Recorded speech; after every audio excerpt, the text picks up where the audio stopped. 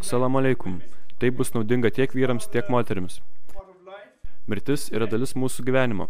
Mes tengiamės ją nustumti į šalį, tačiau, kaip žinome iš Korano, kiekviena siela paragaus mirties.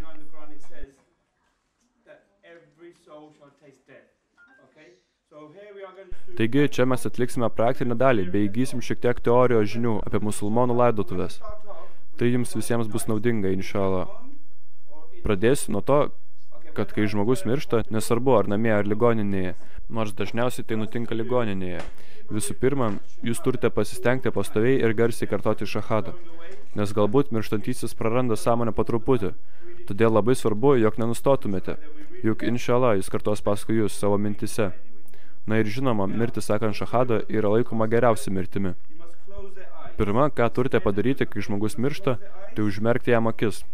Tai taikoma tiek vyrams, tiek moterims. Privalome mirusiajam uždaryti akis ir burną. Kas nutiktų, jeigu žmogus mirtų ligoninėje be artimųjų? Apkaišiotas vamsdelis ir adatom. Seselė atjungs viską ir paliks.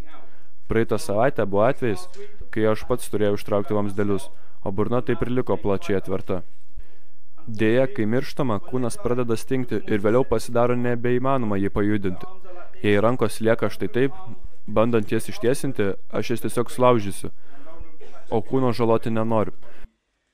Sudėkite rankas tiesiai, užmerkite jam akis, uždarykite jam burną.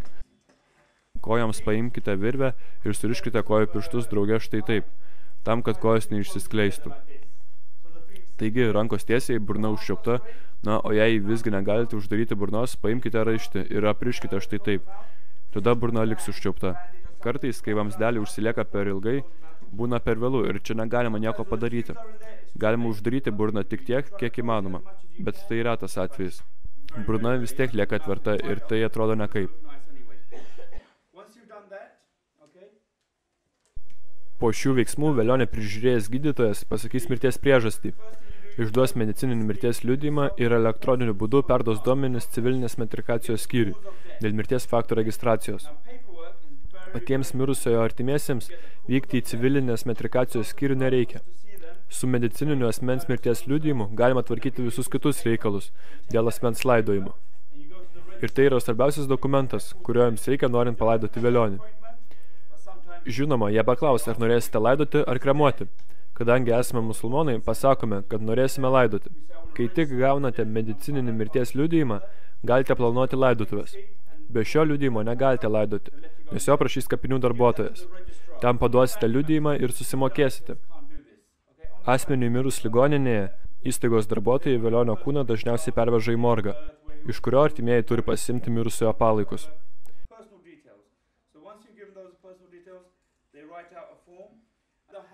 Ta patį darome, kai žmogus miršta namuose.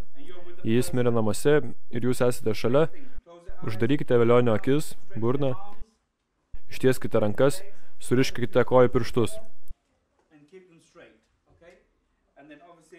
Nesugalvokite padėti pagalvę po velionio galvą štai taip. Jūs turite jį tiesiog paguldyti tiesiai. Kai žmogus miršta namie, natūraliomis aplinkybėmis, reikia iškviesti greitąją ir šeimos gydytojas, jei mirė senas žmogus ir mirties priežastis aiški, išrašys medicininį mirties liudijimą. O jei mirties priežastis neaiški, tai kūną pasiims ekspertizijai, kol nustatys, nuo ko žmogus mirė. O po nustatymo vykdomas tas pats procesas, nebent jie išduos jau morgę. Tada sunku atlikti plovimą su vandeniu. Tokiu atveju daromas tajemun.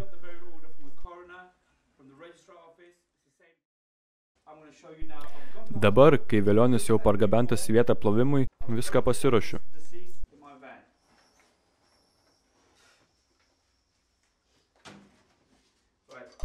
Įkaitinu anglį ir uždegu smilkalus.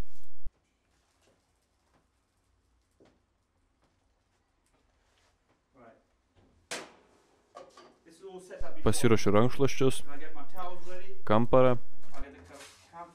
Ar žinote, kas tai? Kamparas. Jį susmulkiname štai taip. Vieno pilnai pakanka.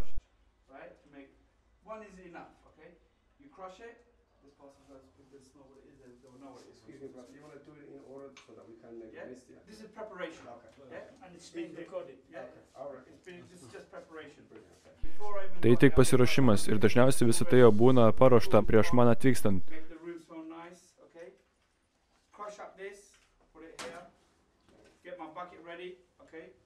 Toliau kibiras su kempinėle. Susmulkinus kamparą, supilu jį štai taip į kibirą ir pripildau jį vandeniu. Jis skirtas tik šiam demonstravimui, nes realioje situacijoje naudojame daug didesnį. Taigi kibiras su vandeniu, subertas kamparas, padedam viską į šalį, tai naudosim tik paskutinėme etape.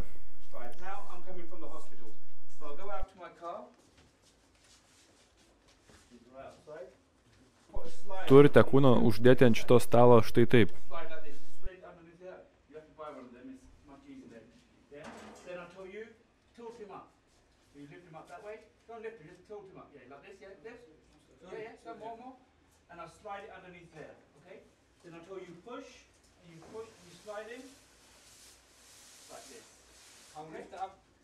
Kibla yra kur?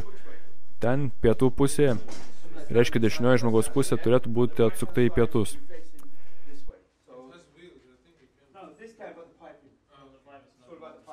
Šiuo metu jau smilkalai gerai pasklidę po kambarį. Daug kas sako, kad per daug dūmų, bet tai reikalinga tiek drobiai, į kurią vyniojamas kūnas, tiek karštui.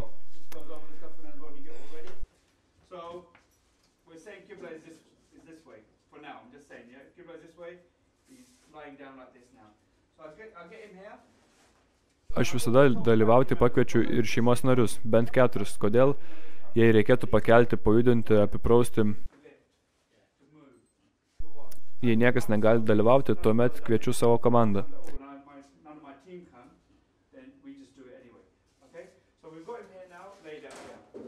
Taigi velionis iš ligoninės atvežamas specialiame maiše, kuris bus išmestas. Prieikite, tarkim, jis yra šeimos narys. Ištieskite rankas, jis turi mūvėti guminės pirštinės ir prijuostę.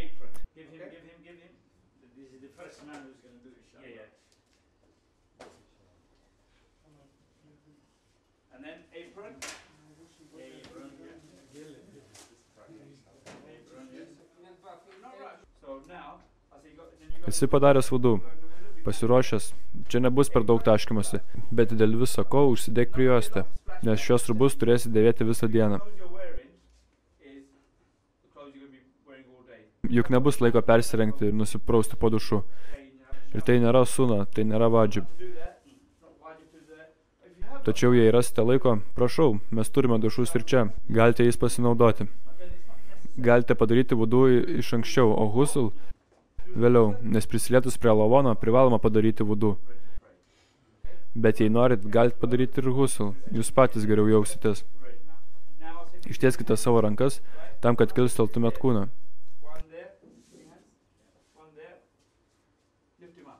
Taigi keliam, o aš pastumsiu po jo šitaip. Paguldom. Elkitės labai atsargiai visame šiame procese. Velionio kūnas bus itin jautrus. Turim elgtis su negyvu kūnu, taip kaip su gyvu. Dabar jį pakelsim šitaip, o jūs ištraukite medžiagą ir ją išmeskite.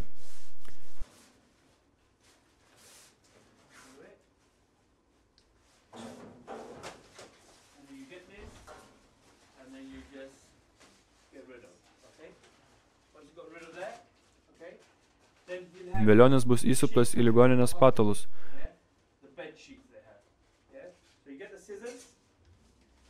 Paimkite žirkles ir kirpkite.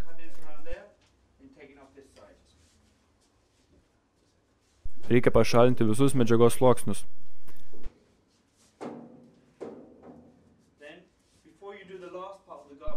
Kai lieka paskutinė medžiaga, turit žinoti, jog vyrų aura prasideda ties bamba ir baigiasi ties keliais. Todėl tą dalį turite laikyti uždengtą visą laiką. Paimkite didelį rankšluostį ir uždenkite viską. Vėl jį pakeliame, nustumėme šito po jo. Dabar pakeliame į ten ir viską ištraukiam.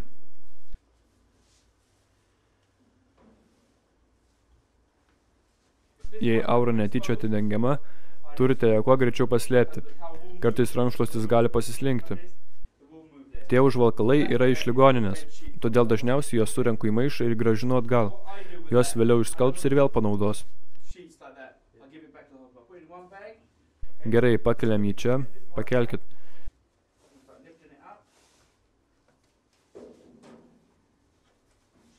Šio proceso metu jūs galite dėvėti tai, ką norite, kelnes ir taip toliau.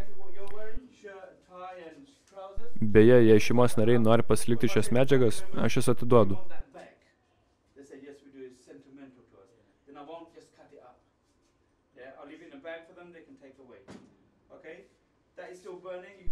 Kambarys skaniai kvepia nuo smilkalų, o aš ypač mėgstu kvepalus.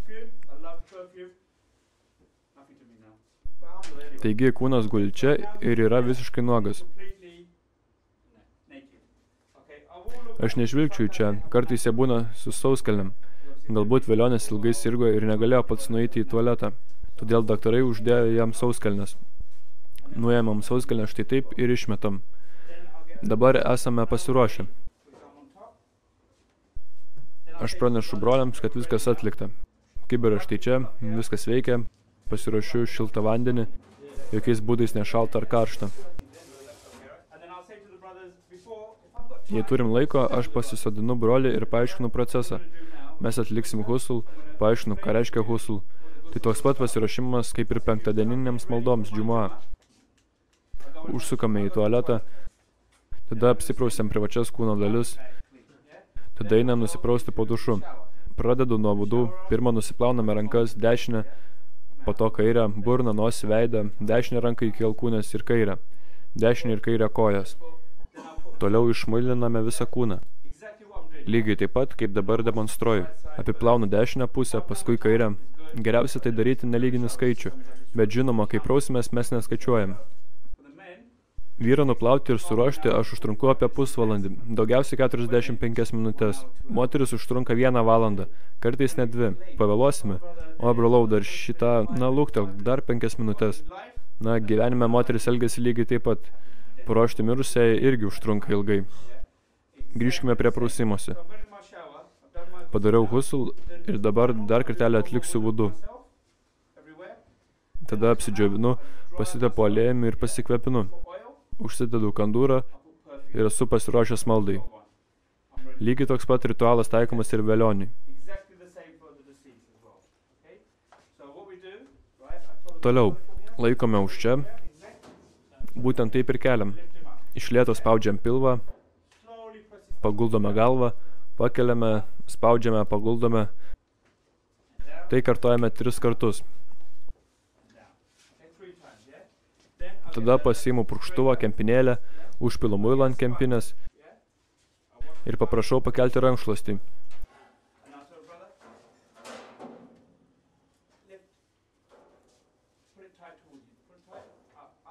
Turėtų būti dar vienas brolis, kuris pakels rankšluostį iš šitos pusės. Purškiu čia ir valau su kempine. Valau privačią kūno dalį. Nežiūriu, naudoju tik kairę ranką. Visi žiūrėkite į viršų ir nenuleiskite akių.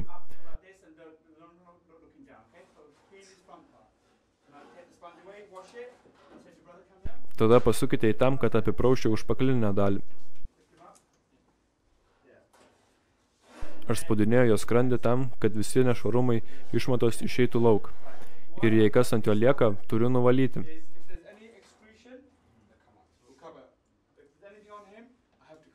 Dabar privačios kūno dalys apipraustos. Vėl sutvarkome štai taip. O jei po to vėl išsiskirs nešvarumai, tada aš nieko negaliu padaryti. Viskas privalo išsivalyti per tuos 3 kartus. Toliau paimu dešinę ranką ir pradedu ją plauti.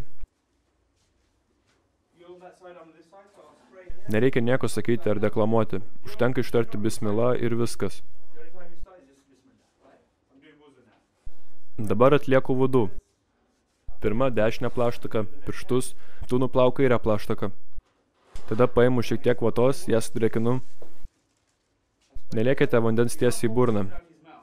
Tiesiog pavalykite 1, 2, 3. Tuomet su ją galite pavalyti kraujavimą, kuris lieka nuo išimtų adatų. Tada paimame kitą gabalėlį vatos ir jo pavalome nosį. Nuplauname veidą, bet labai atsargiai.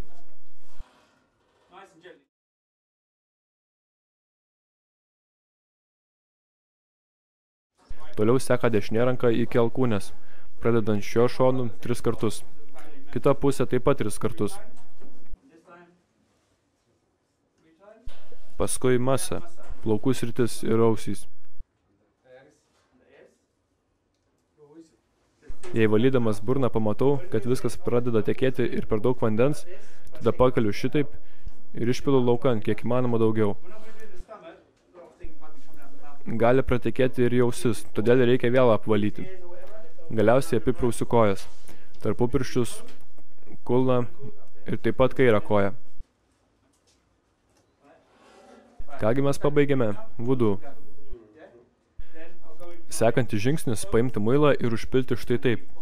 Paprašysiu brolio pagalbas viską prausti su muilu. Prausime ir plaukus už kaklą. Taip pat svarbu nepamiršti nuprausti pažastų. Galite naudoti bet kokį muilą ar dušo želę. Tada šitas vietas tik nežvilgčiokit, bet nuprauskit aplink šlaunis. Tada likusią kojų dalį iki pat pirštų galiukų. Kilstelk šiek tiek ir pradedam nuo dešinės pusės. Ir tik paskui kairę. Prausiam su paprasta dušo žele.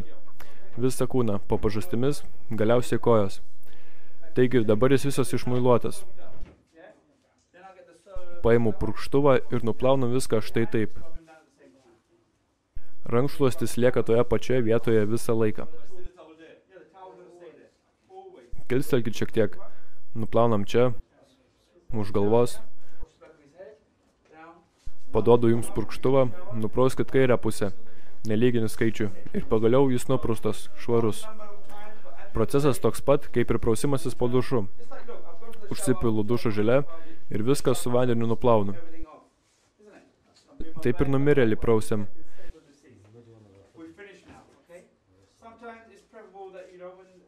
Kartais patartina įkilstelti ir vėl, kad išeitų nešvarumai ir dar kartelę apiplauti privačias kūno dalis. Dabar atlikome husų, sekantis žingsnis ir vėl padaryti vudu. Dar kartą pasiimu muilą ir nuprausiu. Plaunam dešinę plaštaką, kairę. Nuvalome burną, nosį. Nuprausiam veidą. Dešinę ranką iki alkūnės kartuojame 3 kartus. Ir kairę. Nepamirštam perbraukti per plaukus.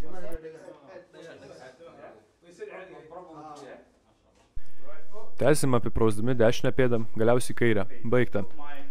Pasidedu vandenį į šalį, dabar naudosime vandenį su kamparu.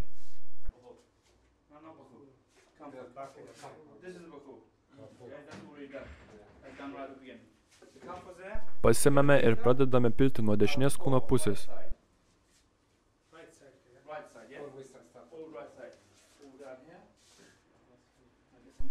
Dar šiek tiek ir užpilam ant privačios kūno dalies. Na, kilstelk jį. Vėlgi turim visą dešinę pusę apiprausti. O dabar tavo eilė. Visą kairę pusę, pradedant nuo krūtinės rankų iki kojų ir privačios kūno dalies. Dabar aš jį pakelsiu, kad galėtum užpilti. Susmulkinus kamparą vis tiek lieka mažos granulės, lyg cukrus. Jomis bus padengtas visas kūnas. Tai naudoti yra suna. Jis puikiai kvepia bei apsaugoja ir konservuoja. Po užpilimo duosiu jums po rankšluostį. Nusausinant negalima elgtis grubiai. Turime būti labai atsargus. Nuimsiu šį šlapę rankšluostį ir pakeisiu jį sausu. Šlapę įmetam į skalbimo mašiną. Taigi su rankšluosčiu nusausinam, pakeliam rankas ir švelniai nusausinam pažastis. Kilstelk jį. Nusausinam štai čia ir ten. Nepamirštam veido. Dabar jis sausas.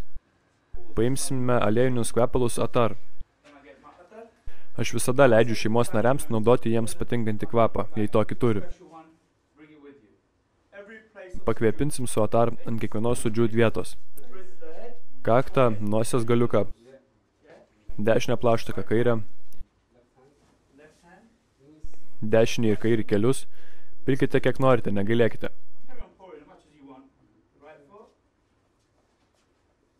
dešinę ir kairę pėdas. Baigta. Jis paruoštas. Baigiam pilną husl. Duok savo rankas ir prilaikyk jį. O aš pastumsiu naują užklotą po kūnu. Dabar aš kelistelsiu, o tu ištrauk. Tai dar nedrobė vyniojimui, tik užklotas. Jis tam, kad būtų lengviau pakelti kūną.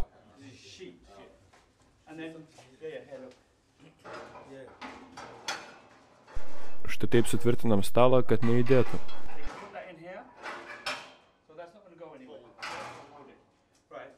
Dabar perinam prie kūno pakelimo ir pernešimo. Jei jis sunkus, man reikia bent 4 žmonių. Pakelsim jį ir pernešim čia.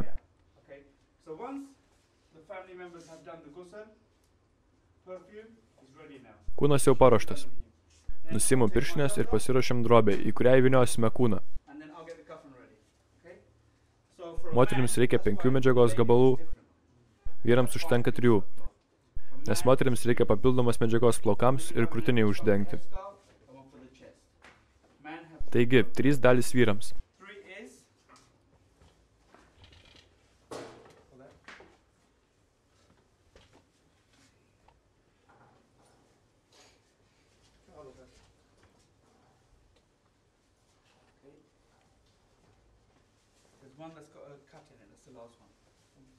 Viena jų turi įkirpimą, skirtą galvai. Ji dedasi paskutinė.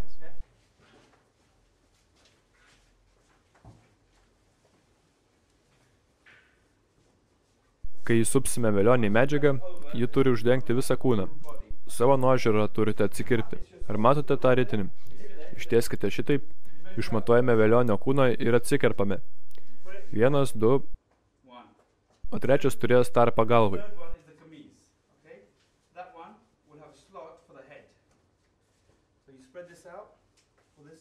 Ištiesiam štai čia.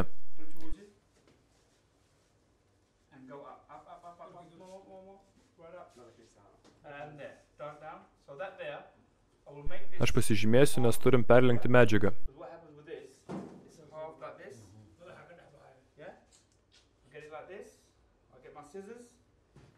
Įkerpu iš kelių pusių. Ištiesiam medžiagą. Paruošta. Jei turim pakankamai vietos, galim atsivežti stalą arčiau. Tada labai lengvai perkeltume velionį.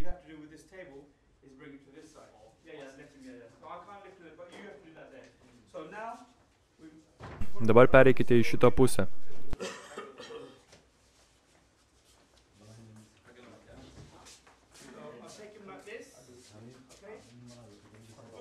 Taigi, husl užbaigtas. Pakvepinom su kvepalais. Pasėmėm 3 užklotus, 1 ir 2 įvyniojimui, bei 3, kuris uždengs velionį nuo krūtinės iki kelių. Dabar kūnas yra ant stalo, kurį įvyniosim ir po to įdėsim į karstą. Taigi, 1 užvalkalą uždedu šitaip.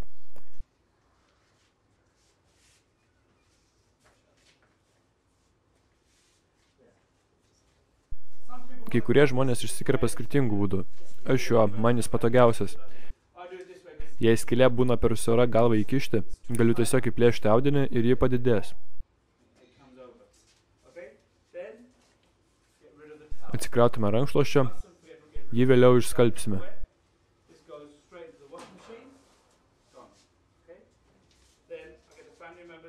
Kaip melsdamėsi laikome rankas? 1 kairė, o ant viršaus dešinė. Taip pat ir su medžiagomis. Visų pirma kairė pusė, o po to dešinė.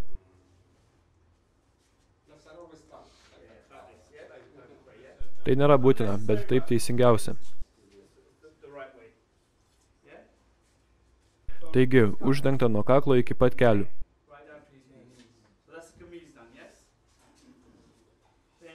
Ties galva neturim daug vietos, o ties pėdomis per daug. Todėl paslinkim jį šiek tiek žemiau.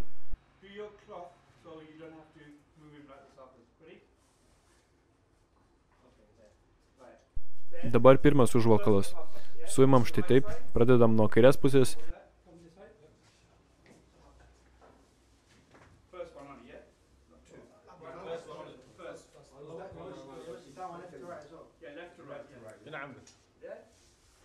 ir stipriai užkišam už kojų. Visada palikite šią vietą ties durimis atvirą, nes šeimos nariai dažniausiai nori viską matyti. Na ir galiausiai dešinę pusę. Yra keli karstų tipai. Šiandien mes naudosime mažesnį. Jei velionis stambus, turime turėti didesnį. Todėl pirma, reikia apytiksliai pamatuoti velionio kūną. Jei jis didelis, tuomet netilps į mažą į karstą. Įvyniojus viską gražiai apkamšykime. Ir galiausiai paskutinis užvalkalas.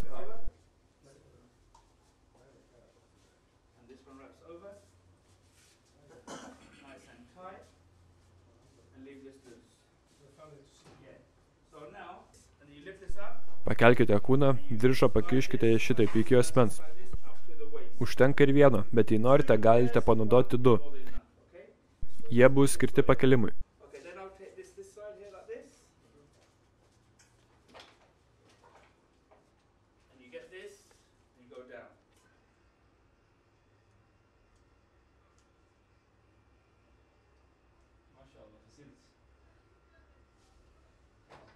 Nuleidžiame stalą ir tada atsinešame karstą. Bei pakviečiame šeimos narius.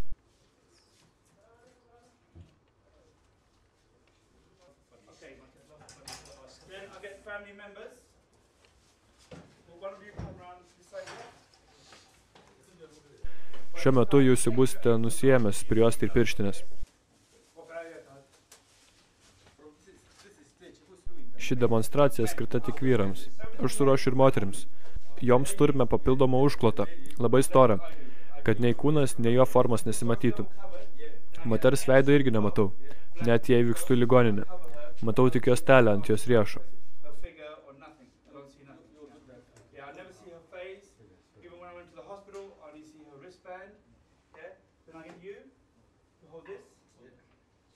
Taigi laikyk už čia, o tu už čia. Mes turėsim jį pakelti ir paguldyti į karstą. Labai, labai lėtai. Diržus kol kas paliekame viduje. Mes laidojam tik į skraistę suviniotą kūną. Karstas nelaidojamas. Šį karstą aš naudoju kiekvieną kartą. Taigi, uždedame dangtį. Pakelkite karstą, o aš pastumsiu šį vežimėlį. Dabar atsargiai padėkite ant vežimėlio.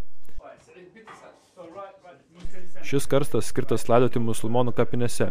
Lietuvoje tokios yra 40 totorių kaime. Taip pat atskiri plotai musulmonams yra skiriami Raižių, Nemėžio, Švenčinių ir Lebartų kapinėse. Ten turėsite pateikti reikiamus dokumentus. Taigi, velionio kūnas paruoštas. Laidotuvės įvyks tik rytoj.